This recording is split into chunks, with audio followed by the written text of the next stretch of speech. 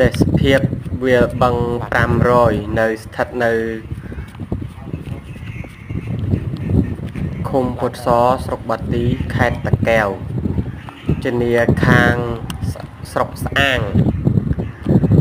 ស្រុកក្រាំងយើនេះទេសភាពពលានយន្តហោះថ្មី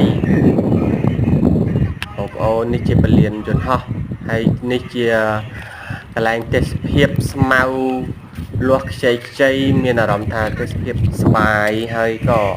មានអារម្មណ៍ថាស្រស់ស្រាយមកលេងអូយមនុស្សច្រើនណាស់បងប្អូនមនុស្សនៅខាងនោះច្រើនមែនតើមានទាំងឡានមានទាំងពងមានទាំង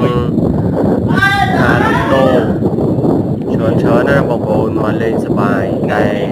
នេះជាថាមកលេងជាថ្ងៃចុងក្រោយនៃការមកលេងព្រោះអីស្អែកយើងលេងបានមកហើយព្រោះគេបិទព្រោះអីមនុស្សមកច្រើនពេកតែយើងមិនបានមកច្រើនណាស់ឥឡូវគេបិទទេព្រោះអីវាស្មៅលេងបានមកលេងហើយបានកើតហើយឥឡូវបងប្អូនមើលទេសភាពបានមកលេងលើកចុងក្រោយហើយស្អាតមែនតើព្រោះឆ្នាំក្រោយពលានគេអភិវឌ្ឍហើយនេះយើងលេងមានគ្រួសារខ្ញុំមកលេងវាស្មៅមកទស្សនាអូមនុស្សច្រើនណាស់តែឥឡូវនេះមានតែត្រីស្អាតហើយនេះក៏មានទាំងពងតែទូរស័ព្ទមានទាំងអីអានេះលេងពីកន្លែងនេះផ្នែកខាងជំនាខាងឃុំពុទ្ធសស្រុកបាទីខេត្តតាកែវហើយនោះមកផ្នែកនោះជំនាខាងក្រាំងយើហើយនឹងជើងលងហើយនឹងបៃខំហើយនឹងសុកទប់ពងស្ទះចរាចរណ៍តែចង់និយាយថាថ្ងៃធម្មតាអញ្ចឹងមិនសូវមានអ្នកមកច្រើនប្រហែលនេះវាយ៉ាងតិចប្រហែលជា 60% បើថ្ងៃអាទិត្យថ្ងៃសៅរ៍អាទិត្យគឺអាចជា 100% គឺមកច្រើនទៀតហើយមនុស្សច្រើនមែនតើព្រោះបែរនេះទេសភាពស្អាត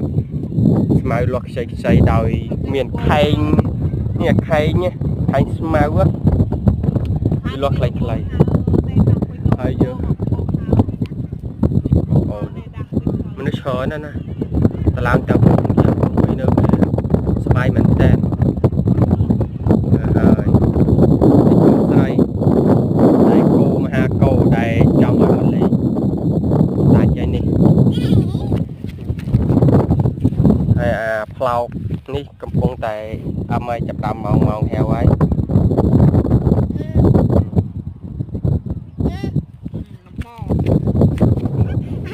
ហើយវាមើលទៅទេសភាពស្អាតមែនតើបងប្អូន